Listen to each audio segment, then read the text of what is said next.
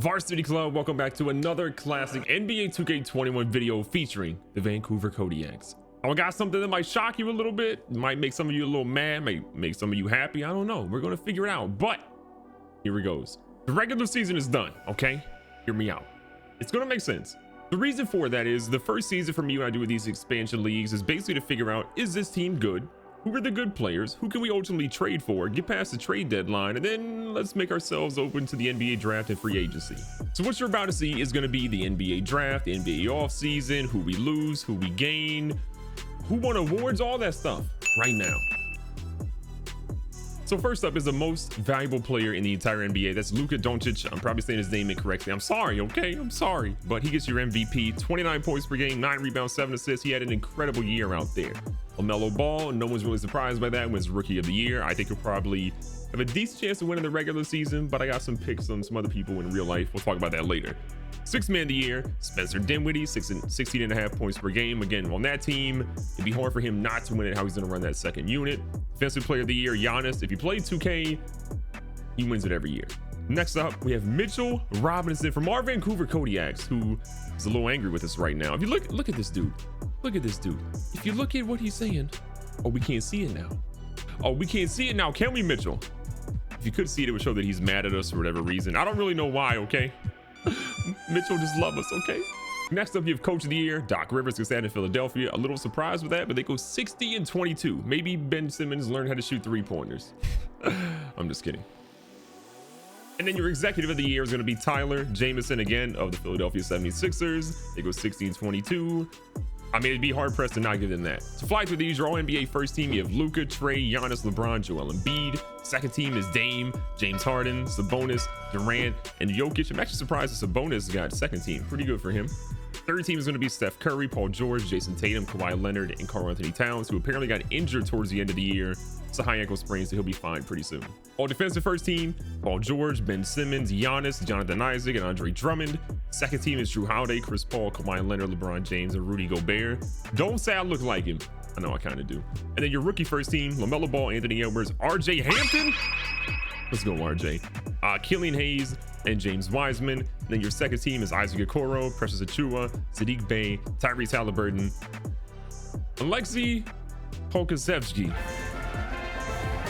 Exactly. In the postseason, I'm not really surprised by this happening in 2K. The Brooklyn Nets are your NBA champions. Who did they play? Well, Kyrie Irving won the MVP. We see that first and foremost. 35 points per game for him. 9 assists, 4 rebounds per game.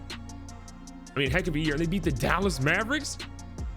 The Lakers got 4-0'd by Dallas. That's wild. So player retirements, unfortunately. Jamal Crawford retired. I need you for the badges, okay? But he's 41, so like I get it. Carmelo Anthony, Pau Gasol, Iguodala, Trevor Ariza, Nene, Paul Millsap, Jared Dudley. I appreciate what Jared Dudley does for the Lakers. Ilyasova, let's see. Ilyasova retired after 12 years? Okay, so there's some names out here for sure, but nobody that really shocked me per se. From a coaching perspective, the only coach to retire in the entire season was Dwayne Casey, who had a heck of a career. Bravo to him. Hall of Fame inductees, you just have Carmelo Anthony. Again, no one's surprised by this. An incredible career. We'll look past some of his bad years. Hoodie Mello forever, okay? And Denver does the right thing. After not putting him on social media half the time, they end up retiring his jersey. Carmelo, you deserve it. Congratulations. So the league meetings also happen. A couple of things are rejected, but you're seeing opposing teams will enter the bonus after 3 team fouls have been committed in an overtime period. Actually, I kind of like that. That gets approved. And the other thing that gets approved is the number of fouls required before a player fouls out to 5. That got approved? The heck is wrong with y'all? I'm gonna be honest. I'm gonna say I'm gonna allow myself 1 rule a year I can overturn. That one we're overturning. That's dumb. I foul a lot. Okay, chill. This is what everybody cares about though. The draft lottery is officially here. We were pegged to be number 11. Where are we? I'm blind. Kodiaks. 13th? Oh, how are we going to pick Von Diggins or someone good at 13? It's impossible. Thunder get first. Imagine they have 7,000 draft picks. The Wizards, Kings, Hornets, Knicks, Bulls, Pistons, Pacers, and Braves. I hate you, Buffalo. Cavaliers, Spurs, Nuggets, and then we go 13. That's what y'all doing to me? Watch me works the magic. The NBA draft combine is here. We see some of the fastest players. So Steven Alexander, Damon Allen. Actually, let's see. Oh, my bad. Clark Myers. Who the heck is that? Marcus Spencer. Von Diggins. Hey, man, you just want to fall to number 13? That would be great right now, okay? Chance Weatherspoon's up there. Chance Weatherspoon, isn't he the 6'9" guy? I'm pretty sure this dude's 6'9", 194. This man is one of the fastest players in the draft. There's a lot of great players. Who is the best vert? I want to see. 44 inches. 4 guys have that. Tobias Dawson, Floyd Moore, G. Cassidy, and Jaden Moore. Darius Castro. Who else has one? Russ Webster is a 7-footer, right? 7'2" with a 43-inch vertical. Sir, you should be fighting crown, not playing basketball. Von Diggins, again, one of the guys I want to get. 41-inch vertical. Bernie Gregory, AC Rogers with a 41-inch vertical. He seems to be pretty fast too. Von Diggins, bench press as much as Kevin Durant. Okay, interesting. Now it's time to look at the pre-draft workout. So we got 12 guys we can ultimately invite to see, you know, where they ultimately shake out and where we might be able to get them. A couple guys I want to go ahead and spotlight. Oscar Stokes, Felix Terry, Jacoby Reynolds, Demetrius Fry are guys we probably have no chance of getting. Lorenzo Wallace, potential. Let's see, Peter Harris, Chance Weatherspoon. Maybe we make him a shooting guard. I don't know. We'll check him out. Von Diggins, 100%. AJ Morrison, 100%. Elijah Reed, the guy that seems to be pretty talented as well, 6'7". Gilbert Drew, Tyson Douglas. We got 4 left. I'm gonna say Danny Tinsley. I believe he was a sharpshooter, if I remember correctly. Christopher for sure. Tobias Dawson we saw was super fast, or one of the faster guys out there. 6'4", could play point guard. And then one other big thing, we're gonna go. I don't know. This guy's 18, 7 feet for his wingspan. Nah, AC Rogers. We know enough about Stephon. Let's not do Dawson. Let's do Stephon instead. That's what we're gonna ultimately roll with. We get great stuff from all these guys. Rabbi Christopher, 40-inch vertical, 15 bench press. Von Diggins, 43-inch vertical. Isn't that higher than what we just saw? Is that like his official workout? He did a 41-inch vertical, I think, in the other one. So it comes back a little bit better. Tyson Douglas. I mean, I'm pretty. Ooh, AC Rogers actually had a lower vertical. I think he was at 40. I don't know. I'm losing control. Regardless, I'm pretty happy with most of these numbers. We can compare these if we need to, but oh, these are 3-pointers they took too. Oh. 19 to 25 for Lorenzo, 15 to 25 for Chance. Danny Tinsley was 19 to 25 from 3. Elijah Reed cannot shoot to save his life. 7 to 25 for 3. You get 19 to 25 for Gilbert, 18 to 25 from AJ. Peter was 16. I mean, even Von Diggins shot 17, so he's got to be a pretty solid shooter overall. Okay. All right, we're going to try to make some moves here. Again, I told you guys we want to try to get rid of Otto Porter, bring in some younger talent, maybe bring in someone through free agency as well, because we're going to have plenty of cap space. Jay Scrub is a guy we've had in the G League for a little bit. I've ultimately wanted to use him along with Otto Porter as trade bait. And we have 224 first-round draft picks. So we can do Scrub, Porter, and a first-round draft pick, one of 2 we have in 2024. For a first-round draft pick from the Spurs, this is the highest one we could get. We could not get 1 through 10. 11 is the earliest one we could actually get something of substance. So we get that draft pick and Jacob Poeltl, who we can ultimately try to trade for again and turn him around. Let's take this deal. Some of the other ones, give you guys examples. Otto and Desmond Bane, Trey Jones and Otto Porter, Naz Reid and Otto Porter, Kenyon Martin Jr. and Otto Porter. I don't want to give up Kenyon Martin Jr. yet. Super athletic. I think he'll work really well in our system. So Jay Scrub, ultimately, you're the guy that's getting out of here. So the NBA draft is going to be here right now. We try to trade our 11th and 13th pick and package it up for something else. We were unable to do so. Lorenzo Wallace ends up going #1 in the OKC Thunder, which is kind of weird because they have like a really good young player there to help them out as well. Up next, the Sacramento Kings, or excuse me, the Wizards, who take Felix Terry. Again, I thought he was the #1 overall guy. They felt pretty good about him taking him at #2. Next, you have the Sacramento Kings. The Kings are going to take Oscar Stokes. Getting a lot of comparisons to Scottie Pippen. He could play small forward. He could play point guard. But due to many talents, now you have the Charlotte Hornets. Who are they going to take? Jacoby Reynolds. I think right now it's time to maybe try to do a trade and see if we can get anything to work. Okay, we're back. And I try to make a couple of trades. No one wants to make a trade. We could maybe get to 10, but it isn't really worth it. So we're stuck. The Knicks take AJ Morrison at number 5. I totally understand why they want to do that. He's going to fit with what they need to do, and it gives them a big time score ASAP. The Bulls take Demetrius Fry, a guy we had our eye on, but really thought he'd be a top 5, so we had no chance of really getting him. The Pistons go with Peter Harris, a 6'6" dude out of Houston. Again, great pickup for them. We move into number 8 now. Danny Tinsley goes to the Pacers. I mean, look, no one has taken our guy Von Diggins. We are a couple of picks away. Don't mess this up. At number 9, the Braves pick my son. You'll regret that. We're so close. There's one pick until we make our next pick.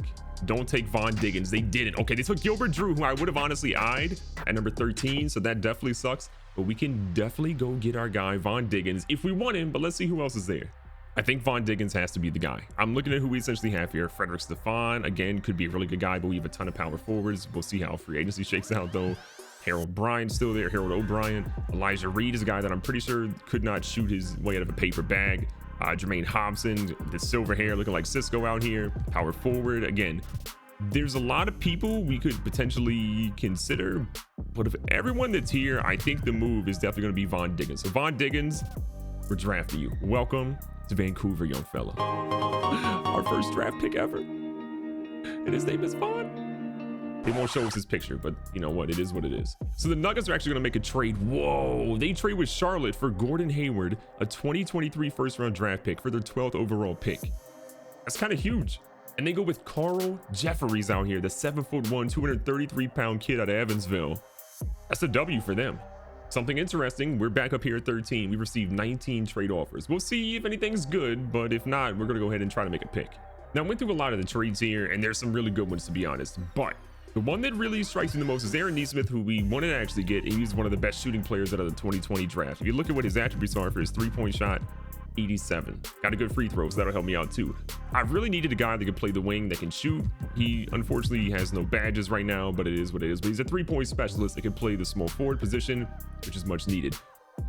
Also, we would get a 2022 first round pick from Boston. Again, I don't know if that's going to be their official pick or something else, but that could be a package deal we could use to get leverage for another trade later on. So I'm going to do this trade. I didn't really love a lot of guys that were sitting around at our current draft pick spot. So we're giving up our 13th overall pick for 2022 first round pick next year, and a kid that we wanted out of the 2020 draft that we tried to trade for. That's a W. For our second round pick, I'm really in a weird spot. We got Rabbi Christopher. I don't even know how to say his name totally. Rabu Christopher, maybe. Ceiling is James Johnson. Floor is Anthony Brown. We have Russ Webster, the 7-footer that had the crazy vertical, whose ceiling is Greg Monroe. Floor is Will Purdue. Honestly, I'm kind of like, I don't know what to do. The thing that's also selling me on Russ Webster is he has 25 reps for his bench press, which is the best for all center candidates. But we also have Mitchell Robinson. We have Naz Reid.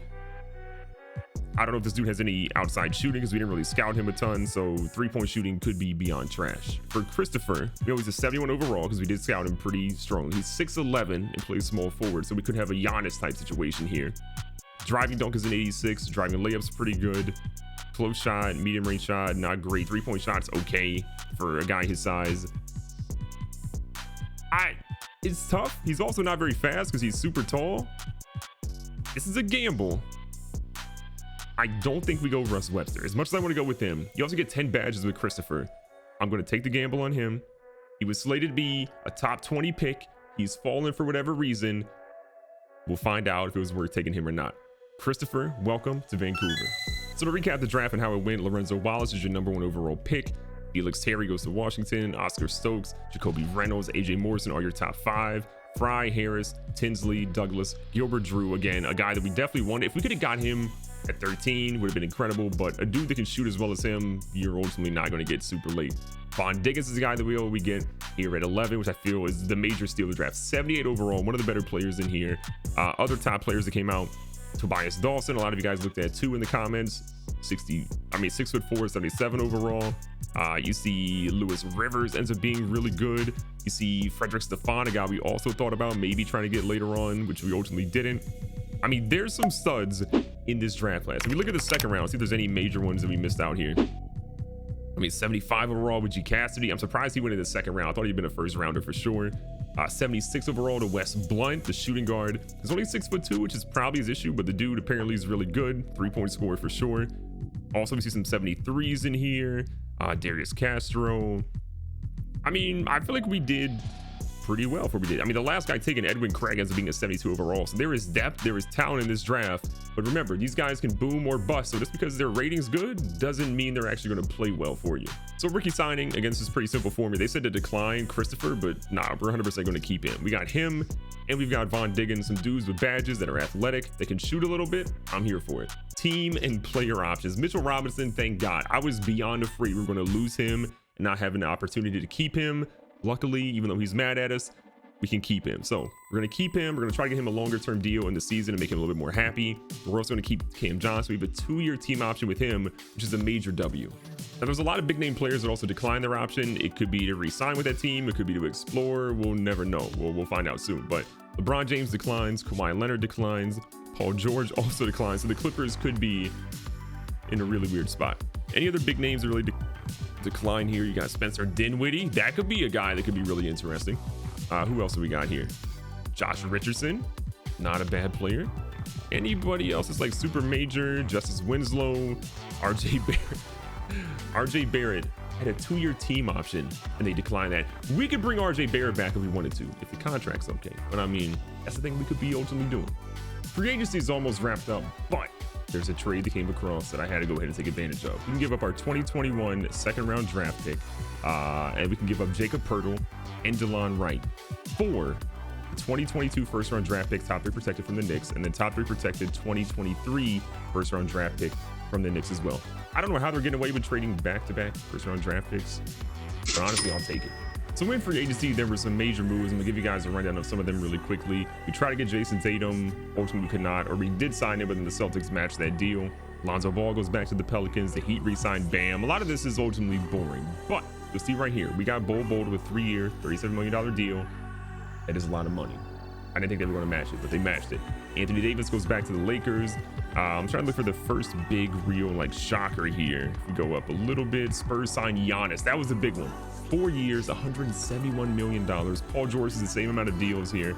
He goes to the Hornets this time. Remember, they just got rid of Gordon Hayward and upgrade with Paul George. The Clippers get LeBron James. He said, I won a title in LA. I'm gonna go to the other side of LA and now win it with the Clippers. DeMar DeRozan goes over there to the Lakers to replace LeBron in some way, shape, or form. And Kawhi Leonard goes back to the Raptors on a 4-year, $171 million deal. Nutty. You're probably wondering, well, who did we sign besides Bol Bol? Well, I got some good news for you. So we obviously retained Mitchell Robinson, OG Anunoby. We're going to get him. You talk about defense. This is a guy that could be our 3-and-D guy. 3 years, a little under $60 million. Yes, it's a lot of money, but we need defense really, really bad. So he'll give us 3-pointers. He'll give us defense. Cam Johnson's still here. Von Diggins, our top prospect. Obi Toppin is now going to be not injured, hopefully, for an entire season. We can see what he ultimately does. Nas Reed still here. RJ Hampton. Smith, we ended up getting in that trade with Boston. Trey Jones, Desmond Bane, Apala, Stan Warren we pick up in free agency. Somehow this dude went undrafted, and I'm happy to take him. Bol Bol, we get at center. Then Rabbit Christopher, Kenyon Martin. That is what our free agency haul looks like. To me, honestly, Anunoby's the big one. But getting Bol Bol and getting some other pieces there too, I think we're in a really good spot. The log jam that you obviously are thinking about is that we have Anunoby, Nesmith, Apala, Christopher, and Kenyon Martin Jr. Martin Jr. is probably going to go into the G League, I think, again for a second season. We're probably going to take a guy like Apala and try to trade him for some sort of asset. A big thing I wanted to see is how our players ultimately progress. So you can see Mitchell Robinson goes up to an 83 overall. Obi Anunoby goes up to an 81. Cam Johnson goes up to a 78. Obi Toppin goes up 1 point. Nas Reed goes up 4 points to a 76. Hampton goes up 4 points to a 76 as well. Nesmith to a 76. Trey Jones to a 75. Desmond Bane to a 75. Apollo to a 74. Warren stays there. Bobo goes up 1 point. Kenyon Martin Jr. went down 1. Okay, he's mad. I get it.